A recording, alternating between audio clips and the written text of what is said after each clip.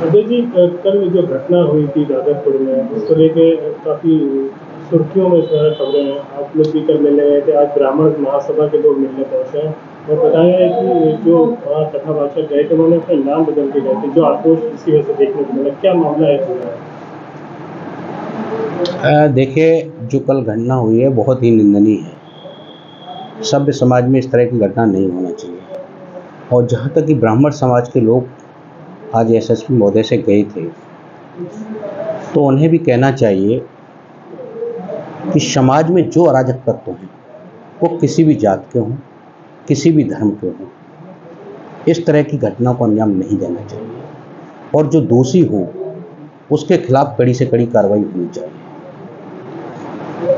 उनका ये कहना है कि हम लोग की भावनाओं को ठेस पहुंची, अपना नाम छुपा करके उन्होंने कथा करनी शुरू की। देखिए, उनका कहना क्या है, लेकिन सच्चाई है कि जब चुनाव आते हैं तब एक तरफ कहा जाता है कि हिंदू एक हो जाओ, हम सब हिंदू हैं, एक साथ मिलके वोट करो, कटोगे तो बटोगे तो कटोगे, इस तरह का नारा देते हैं। अगर वो यादव थे, मान लीजिए थोड़ी देर के लिए, यदि वो यादव थे तो क्या उन्हें भागवत पढ़ने का अधिकार नहीं है? उन्हें अधिकार है और ये संविधान है।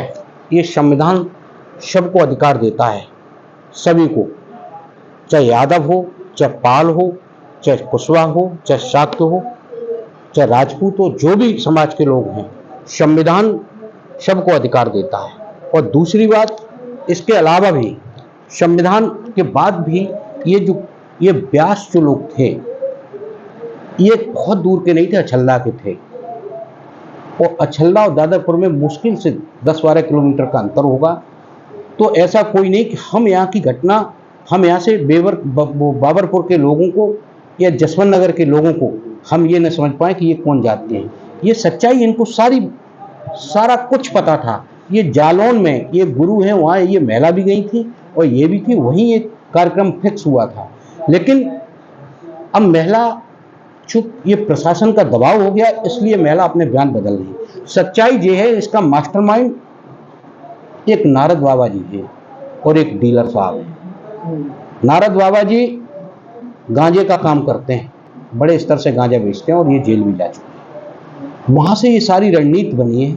ये जब गांजा पी के मस्त हो गए, फिर उन्होंने इसको एक नई धार देना शुरू किया कि इनको जात पूछो। जात तो सभी को पता थी कि ये यादव हैं, चेहरे से नहीं लगता है, पता थी सबको। और उसके बाद लड़कों को, कुछ अराजक तत्व के टाइप के लड़कों को उकसाया गया, फिर उनके साथ मारपीट की गई, चोटी काटी गई, मुंडन कराया गया। यहाँ तक कि उन कथा कहने वाले लोग हैं, उनने तो ये तक कहा कि जो महिला हैं उनसे टॉयलेट करा के उनके ऊपर शुद्धि के लिए छिड़का गया। ये बड़ा शर्मनाक है, हर समाज के लिए शर्मनाक है। और मैं ब्राह्मण महासभा के लोगों से ये निवेदन कर रहा हूँ और अपील भी कर रहा हूँ, सच्चाई ये है कि समाजों में कहीं जहर न घोलें। जो दोषी हो, आप भी जाके वहाँ जांच कर लें, जो दोषी हो उसको कड़ी से कड़ी सजा दिलाने का काम करें।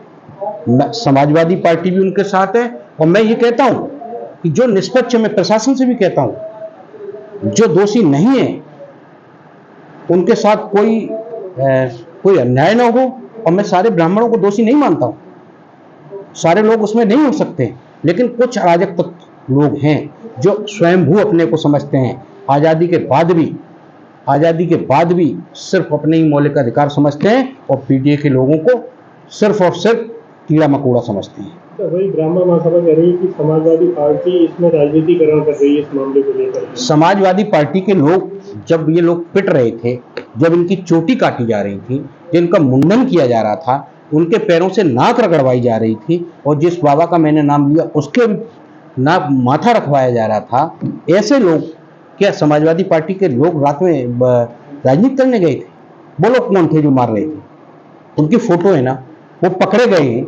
तो फिर जब पीड़ित लोगों के साथ आप नहीं खड़े तो समाजवादी पार्टी तो खड़ी रहेगी। हर पीडीए, और जो पीडीए की विचारधारा रखने वाला, चाहे वो ठाकुर हो चाहे ब्राह्मण हो, जो पीडीए की विचारधारा रख रहा हो, हम उन सब के साथ, जिनके साथ अन्याय हो रहा है, मैं उन सब के साथ हैं। और ये पीडीए के लोगों के साथ आप अन्याय स्वयंभू बन जाओगे, ये समाजवादी पार्टी कभी कभी ऐसे लोगों का साथ नहीं देगी। और समाजवादी पार्टी अगर ये अन्याय इनके साथ हुआ और प्रशासन ने इनके साथ कार्रवाई नहीं की तो समाजवादी पार्टी हमारे राष्ट्रीय नेता आदरणीय अखिलेश यादव जी के आह्वान पर जो आदेश मिलेगा हम लोग करने के लिए तैयार हैं। ब्राह्मण महासभा के प्रदेश अध्यक्ष कह रहे हैं कि आप पीडीए की बात करके ब्राह्मण वर्ग को नाराज कर रहे हैं, आगे चुनाव में इसका असर देखने को मिलेगा।